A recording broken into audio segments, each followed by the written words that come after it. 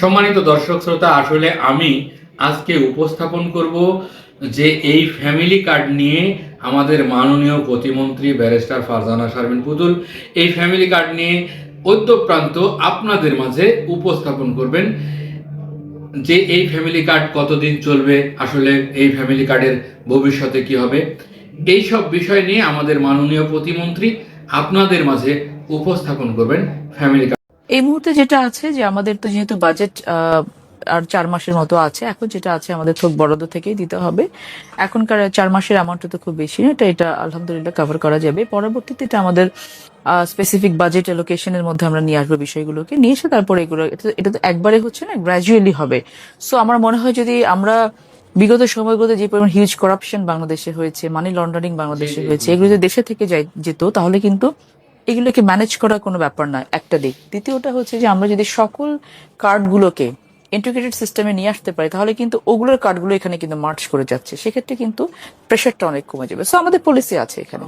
আমাদের দলীয় ম্যানিফেস্টোর ভেতরে ওয়ান অফ দ্য মেইন ম্যানিফেস্টোস ছিল যে আমরা নারীদেরকে আসলে নারীদের তাদের জীবনকে, তাদের গতিবিধিকে, তাদেরকে অ্যাপ্রিসিয়েট করা এবং সাথে সাথে তাদেরকে অর্থনৈতিকভাবে স্বাবলম্বী করা। কারণ একজন নারী যদি স্বাবলম্বী হন তাহলে কিন্তু তার পরিবার স্বাবলম্বী হবে। তো সেই জায়গা থেকে আসলে আমরা যারা হাউস ওয়াইফস থাকেন, যারা কোনো কিছু করেন না, অথবা যারা আছেন কর্ম অক্ষম, হয়তো প্রতিবন্ধী থাকেন, বয়স্ক থাকেন, বিধবা থাকেন, অনেকে আছেন। তো এই মানুষগুলোকে আমরা প্রথমত আমরা সামাজিকভাবে তাদেরকে একটা স্বীকৃতি দিতে চাই যে এই যে আপনারা কিছু করেন না, এটা যে বলা হয়, ইটস নট লাইক দ্যাট।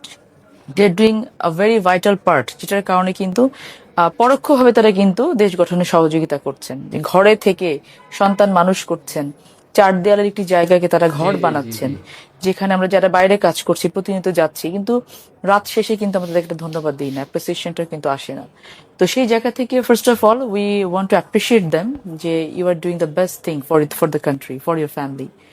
এবং সাথে সাথে তাদেরকে আমরা ফ্যামিলি কার্ডের বেসিক থিম যেটা, যে আমরা মান্থলি একটি করে অ্যালাউন্স, সিদ্ধান্ত হয়েছে আজকে আমাদের মাননীয় প্রধানমন্ত্রী মহোদয়ের সাথে মিটিং ছিল, সবকিছু মিলিয়ে নীতিগত যে সিদ্ধান্তগুলো হলো যে আমরা 2,500 টাকা করে দেবো, এটা ইউনিভার্সালি দেবো। এটা আমিও পাবো প্রতি মাসে, আমিও পাবো, আপনার ওয়াইফও পাবে, ফ্যামিলি কার্ডটি পাবে।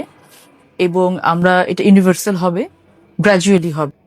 না, এটা পরিবার হিসেবে হবে। পরিবারের প্রধান নারী অথবা বয়োজ্যেষ্ঠ নারী যিনি থাকবেন, এটাতে আমরা যেটা পিএমটি মেথড যেটা আছে আমাদের প্রক্সিমিটি টেস্টের মাধ্যমে যেটা আসে, সেইভাবে আর কি আমরা হতদরিদ্র, দরিদ্র, নিম্নবিত্ত, মধ্যবিত্ত, উচ্চবিত্ত এভাবে আমরা ভাগগুলো করেছি। তো ইনিশিয়ালি আমরা হতদরিদ্র, দরিদ্র এবং নিম্নবিত্ত দিয়ে স্টার্ট করব হচ্ছে ঈদের আগে, যেটা অলরেডি আমাদের প্রসেসটা শুরু হয়ে গেছে ইনশাআল্লাহ, এবং আমরা 10 তারিখে এটা উদ্বোধন করব। এখানে খুব সিগনিফিকেন্ট যে ইস্যুগুলো আমরা টাচ করছি সেটা হচ্ছে এটা টোটালটাই করাপশন মুক্ত থাকবে। এটা কোনো পলিটিক্যাল কোনো লিডার বা কর্মীদের হাতে যাবে না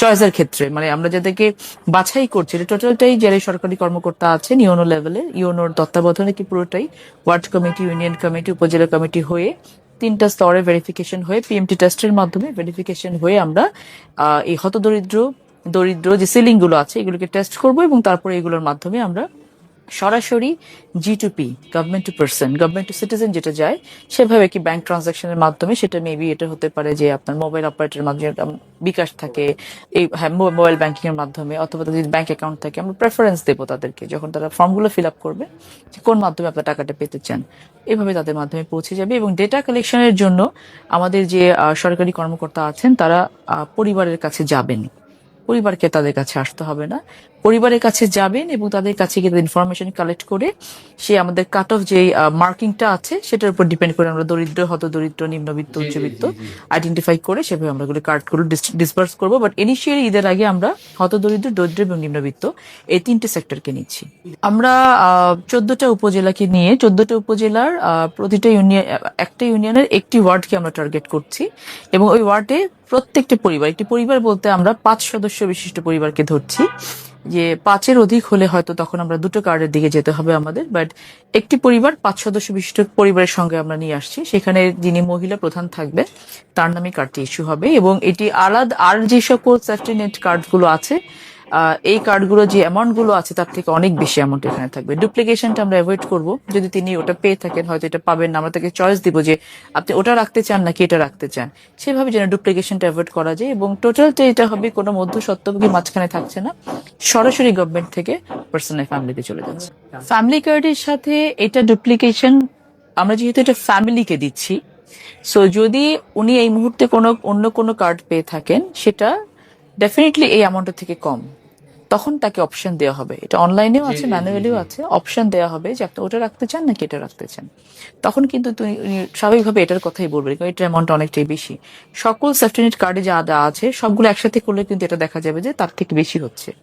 তখন যদি এটা বলেন, তখন তার চয়েস অনুযায়ী আমরা একটা সারেন্ডার করে দিতে বলবো। এবং নিয়ার ফিউচারে আমাদের যেটা ইচ্ছে আছে যে ইন্টিগ্রেটেড সিস্টেমের সকল কার্ডগুলোকে ওয়ান পার্সন ওয়ান কার্ডের মধ্যে নিয়ে আসার জন্য আমরা সিস্টেম ডেভেলপ করবো ইনশাল্লাহ। ফ্যামিলি ট্রি ডেভেলপ করে, সেটা একটু সময় লাগবে আমাদের, এটা ঈদের আগে যেহেতু পারছি না, আমরা গ্র্যাজুয়ালি সেভাবে আগাচ্ছি। সম্মানিত দর্শক, মাননীয় প্রতিমন্ত্রী ব্যারিস্টার ফারজানা শারমিন পুতুলের এই উপস্থাপনা আপনাদের কেমন লাগলো অবশ্যই কমেন্টসে লিখে জানাবেন। আর ফ্যামিলি কার্ড সম্পর্কে যদি আরও কোনো তথ্য কিংবা কোনো পরামর্শ যদি থাকে, তাহলে আপনারা অবশ্যই কমেন্টসে লিখে জানাতে পারেন। যে এখানেই থাকবেন, ভালো থাকবেন, আল্লাহ হাফেজ।